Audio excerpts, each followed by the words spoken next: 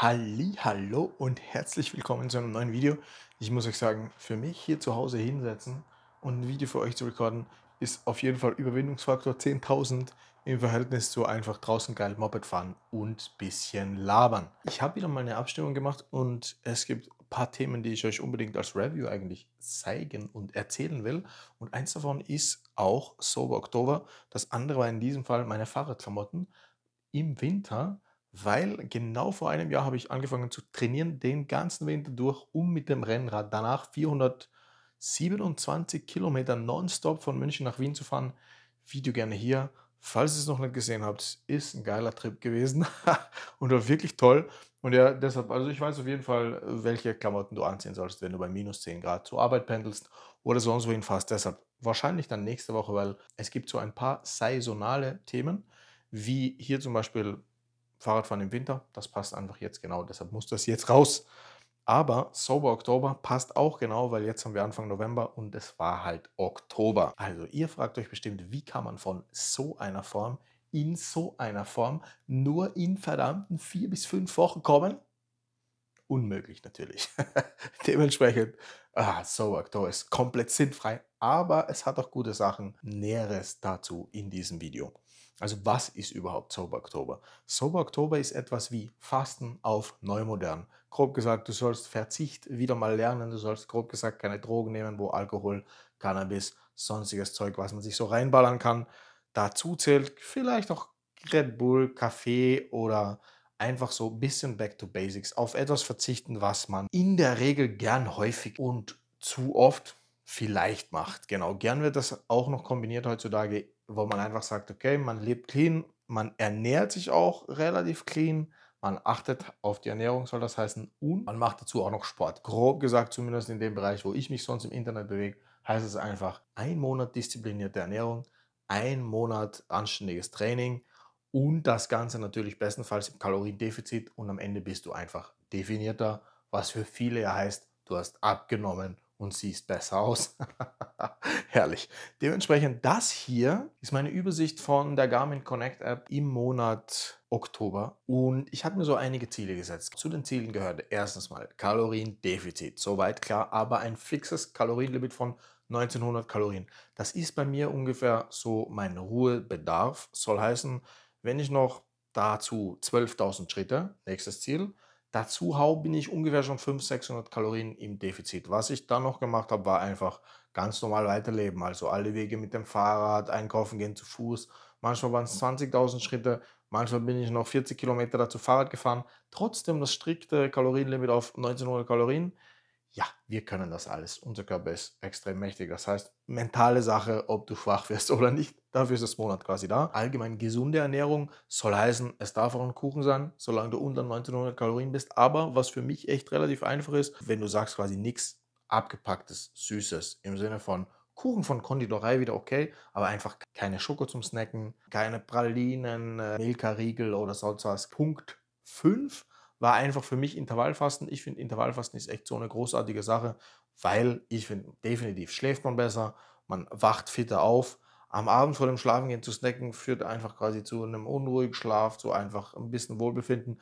Zudem verschiebt es einfach den Schlafrhythmus deutlich nach hinten, weil wenn ich um 17 Uhr aufhöre zum Essen, bin ich definitiv um 22 Uhr müde, schlafe perfekt ein, komme um 6 bis 7 Uhr wieder raus aus dem Bett, bin fit, gehe frühstücken, wann auch immer, genau, 9 to 5, also von 9 bis 17 Uhr ist so ein guter Rhythmus für mich. Wenn bist du irgendwie bis 12, 1 wach, in der Früh ist dein Tagesrhythmus wieder durcheinander, du kommst vielleicht nicht ins Training, weil du einfach verschlafen hast und wieder arbeiten musst. Okay, genau, wie ihr hört, führt das zumindest bei mir zu einigen Problemen. Deshalb, ich finde, Intervallfasten ist perfekt mit Schlafrhythmus und dann kommst du einfach super gut durch so einen Monat. Wie ist das Monat bei mir gelaufen? Wir sehen auf jeden Fall, die ersten 3 Wochen waren eigentlich relativ perfekt. Ich habe mich echt super gut rangehalten. Eigentlich jeden Tag mein Schrittziel geschafft, bis auf ein, zwei, wo ich aber unendlich viel Fahrrad gefahren bin. Im Verhältnis dazu noch, wo wir einfach keine Zeit hatten. Wir waren quasi unterwegs in München. Einmal haben wir, glaube ich, für meine Freundin wegen einem neuen Fahrrad geschaut, sind einfach quer durch die Stadt mit dem Fahrrad gefahren.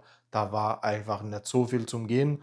Und am Abend dann um, keine Ahnung, 8, 9 nach Hause gekommen. Und ich habe auch gesagt, einfach keinen Bock mehr. Heute eigentlich mehr als genug Sport gemacht. Es muss nicht ganz übertrieben sein. Und dann, man sieht es vielleicht, ist hier ein neuer Wohnzimmerverbau hinter mir gekommen im Verhältnis zum letzten Video. Und zwar, wir haben hier einfach eine wahnsinnige Care-Lieferung für 2.000 € bekommen und haben einfach mal an einem Wochenende, es war eigentlich ein mega geiles Event, es waren 36 Stunden Hardcore, hier Regale an die Wand schrauben und Schränke aufbauen. Und es hat mega geil geklappt. War einfach alles fertig. Von Freitag 12 Uhr bis Samstag 24 Uhr, I don't know, 24, 1 Uhr. Genau, und war mal alles aufgebaut und alle Türen auch schon drin. Der Rest war nur noch einschlichten, sortieren und genau. Und natürlich, ich sage immer, wenn du Hardcore-Leistungen erbringen willst, gib deinem Körper alles, was er braucht.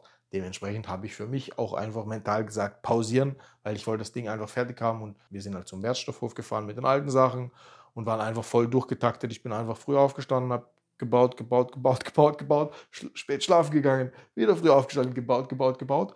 Und ja, deshalb, es hat mir wirklich richtig Spaß gemacht auch. Aber ja, und dann, wie es immer so ist, bist du einmal kurz aus dem Rhythmus, ist halt das Schwerste, wieder reinzukommen. Und das Ding war halt auch, ich war halt lang wach, bin früh aufgestanden, definitiv ein Schlafdefizit gehabt. Und wenn man es schon kennt, sowas, ich finde, Schlafdefizit ist halt immer ein Killerfaktor für disziplinierte Ernährung und auch Training, weil meistens bist du dann kaputt, hast keinen Bock, hast dann wieder Heißhunger, weil der Körper ja eigentlich Energie braucht. Eigentlich müsstest du aber nur schlafen gehen, aber du hast ja noch viele Sachen zu tun. Genau, das ist dann so ein Dilemma, in das du reinrutscht.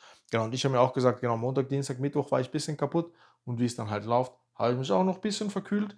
Dann habe ich irgendwie unendlich viele Schnupfen gekriegt, habe mir einfach gedacht, ein bisschen runterfahren, ein bisschen gemütlicher machen, mal mit dem Sportpause. Bin nicht krank geworden, großartig. Also für mich ist es immer ein Erfolg. Das Wichtigste ist einfach, dass du nicht krank wirst. Also gefühlt habe ich mich noch fit, nur einen endlichen Schnupfen und einfach so, wenn du keine Luft kriegst, ihr wisst schon, einfach so ein bisschen bisschen erkältet, aber nicht krank zum Glück. Habe die Kurve da gekratzt, habe mich riesig gefreut. Aber das war dann quasi auch das Ende des Sober Oktobers. Also ich habe mich echt seit Ende Oktober noch nicht auf die Waage gestellt. Aber was ich hier so gesehen habe, waren, wahrscheinlich habe ich so 2,5 Kilo abgenommen.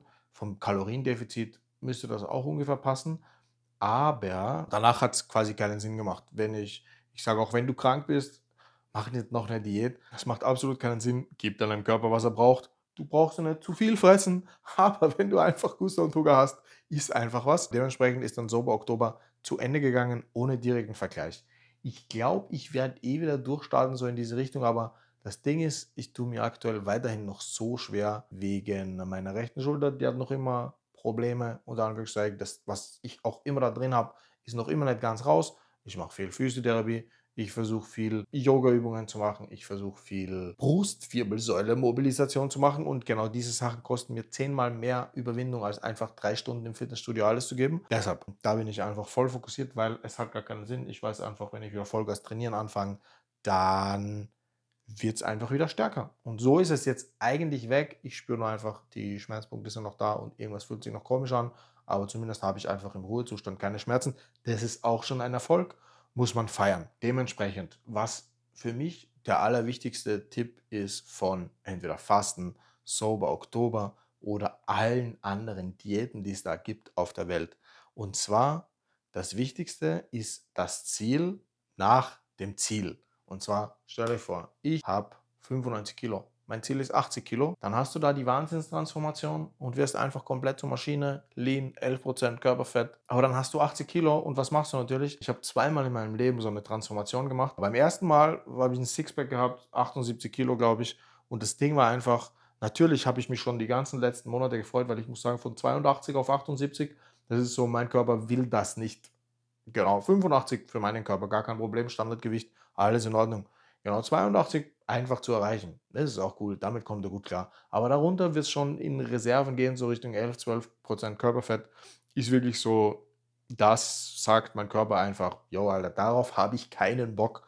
Genau, und dementsprechend ja 78 Kilo. Und dann habe ich mich natürlich direkt gefreut und habe gesagt, geil, ich gehe jetzt einkaufen, gönne mir alles, worauf ich Bock habe Dickmanns gekauft, bla bla bla. Und habe halt gesagt, dann, ich weiß nicht, ich glaube, es war wirklich auch noch Sommer, genau, Topform irgendwann Mai, Juni. Und ich habe mir einfach gesagt, geil, ich lebe den Sommer wie ein Gott. Ich gönne mir einfach alles. Genau, und schwupp war ich wieder auf 85 Kilo. Und das Ding ist, wenn du mal auf 78 oder 80 bist und da einfach diszipliniert den Plan weitermachst und trainierst, dann kannst du das auch halten. Aber du musst halt einfach weitermachen und nicht einfach sagen, ich genieße das Leben und dementsprechend der Plan nach dem Plan.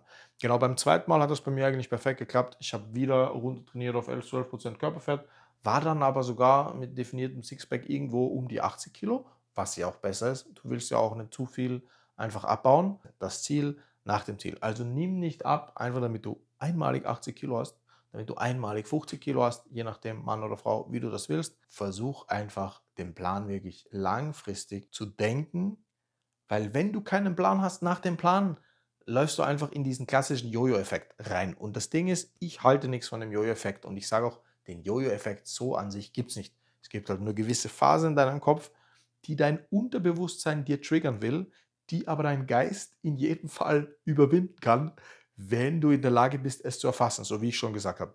Wenn du übermüdet bist, kriegst du Heißhunger. Easy. Wenn du zu wenig Eiweiß isst, kriegst du Heißhunger. Easy. Du musst es nur wissen. Und das Ding ist, wenn du einmal deinen Geist so trainiert hast, dass du spürst, hey, ich habe komplett Heißhunger, da läuft irgendwas nicht komisch.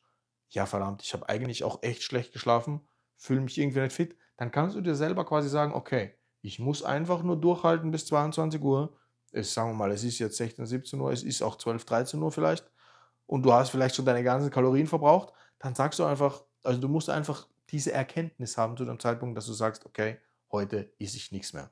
Was für mich voll geil ist, sowas und auch eine Diät funktioniert nicht ohne Kalorientracking und funktioniert auch nicht ohne Makronährstoffe-Tracking.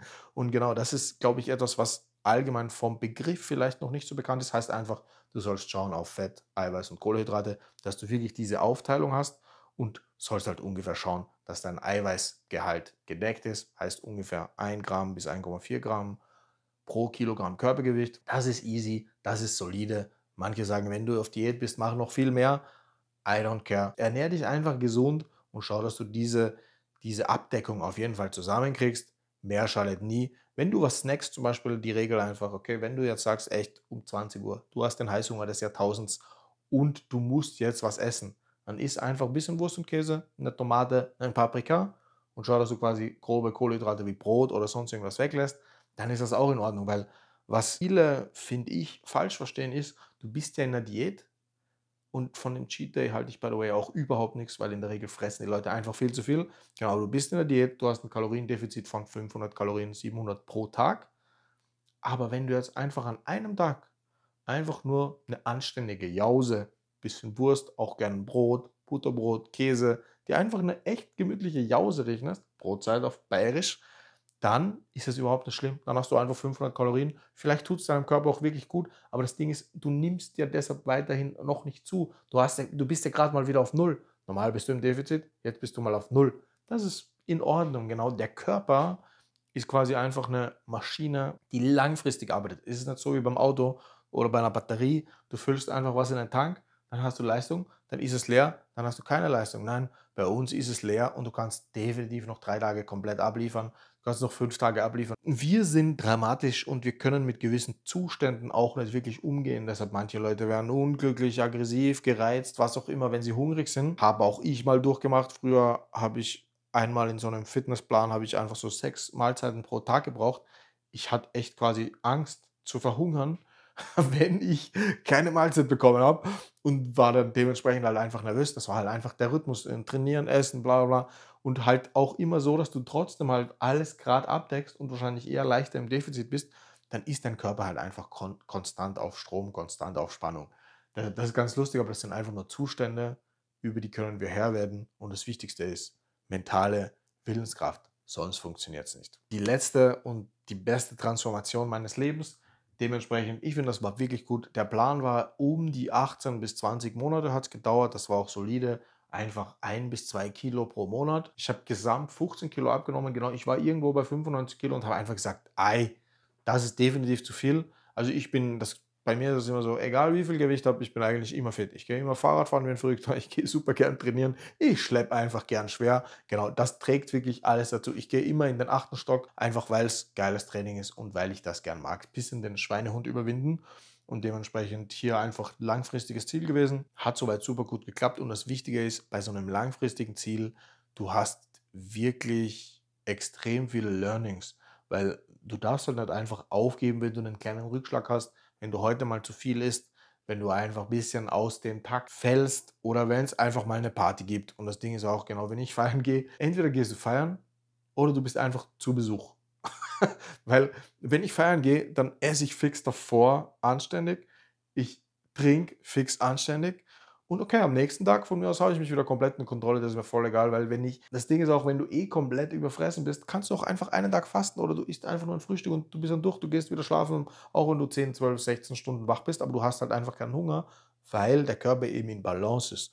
Und deshalb würde ich auch sagen, es macht gar nichts, wenn du an einem Tag noch dir 2 Bier und eine Chips-Packung gönnst, wenn du am nächsten Tag einfach Frühstück und Mittagessen ausfallen lässt und einfach vielleicht am Nachmittag einmal anständig was isst und dann ist wieder gut. Hast einfach nur 500 Kalorien gegessen an einem Tag, aber 3.500 am anderen Tag ergibt zweimal 2.000. Mann, habe ich echt gut hingekriegt. Einfach auf 2 Tage gerechnet und dementsprechend alles perfekt. Also der Schnitt zählt. Und deshalb auch kurz mein Feedback zu einem Cheat Day. Ich kenne auch einige Leute, die sagen einfach, ein Cheat Day pro Woche muss sein. Und dann sagst du, Samstag gönnst du dir alles. Und dann geht man einkaufen und kauft Chips, kauft Schokolade, trinkt Bier, macht alles. Aber das Ding ist halt, und das habe ich tatsächlich auch einfach persönlich erfahren, wenn du einfach sagst, okay, einen Tag gönne ich mir, dann hast du halt das Kaloriendefizit von der Woche in einem Tag kompensiert und du kannst dich quälen, was du willst, aber du wirst nicht abnehmen und auch nicht definierter werden, weil du einfach unterm Strich, okay, man kann definierter werden, aber du wirst auf keinen Fall quasi Fett verlieren, weil du unterm Strich einfach auf null rauskommst. Genau. Je nach Körperkonsistenz wirst du entweder aufbauen, vielleicht ein bisschen oder ein bisschen verlagern, aber Fehlglaube abnehmen ist sowieso ein Ding, deshalb das Wording ist halt einfach schlecht. Ich versuche das auch wirklich Leuten zu erklären, in der Familie, im Freundeskreis, wenn du mit jemandem sprichst. Abnehmen für mich ist einfach ein falsches Wort, weil was alle Menschen erreichen wollen, ist einfach Fett verbrennen, Muskelmasse aufbauen. Egal, du willst nicht ausschauen wie ein Schrank und du brauchst keinen Bizeps mit I don't know wie viel Durchmesser, aber also du willst auf jeden Fall fitter werden und das bedeutet halt einfach Muskeln aufbauen, Fett verbrennen und dann ist einfach der Körper agiler, dynamischer, fitter, sind so Kleinigkeiten. Also ich merke es immer bei mir, wenn ich hier in den 8. Stock raufgehe, das ist echt ein guter Indikator, ob du fit bist, weil manchmal triffst du halt Leute und dann fragst du, hey, wollt ihr mitgehen, die Stufen? Und dann plauderst du ein bisschen. Du gehst halt einfach rauf, solide in den 8. Stock, bist topfit, schnaufst nicht, hast einfach gar nichts gemacht. Klar wird dir warm, kannst die Jacke aufmachen während dem Gehen, aber nichts. Und andere Leute hast du im 3. Stock, fangen sie an zu schnaufen, als ob das ein Dampfkraftwerk wäre. Aber ja, lustig, off-topic, aber das ist quasi Fitness. Du sollst halt einfach fit sein oder du gehst wandern 10 Stunden und bist halt einfach fit. Bist nicht müder als davor, vielleicht ein bisschen Muskelkater am Anfang der Saison, aber alles fit. Das war mein Video zu Sober Oktober. Es geht alles darum, einfach das Beste aus uns rauszuholen in jeder Lebenssituation und Willenskraft ist alles und vor allem auch geistige Erkenntnis. Deshalb nehmt euch die Zeit, setzt euch ein bisschen mit euch und eurem Körper auseinander, wenn ihr das wollt. Viel Erfolg dementsprechend. Ich finde, so wie Fasten auch, vielleicht sollte man das auch wieder mal machen, so 1 Monat Abstinenz, 1 Monat Disziplin, 1 Monat mal richtig schön fokussieren, tut gut, tut dem Geist gut, macht ein bisschen klar. Dementsprechend, ride hard, ride safe. Ich vermisse Mopedfahren. Macht es gut. Servus.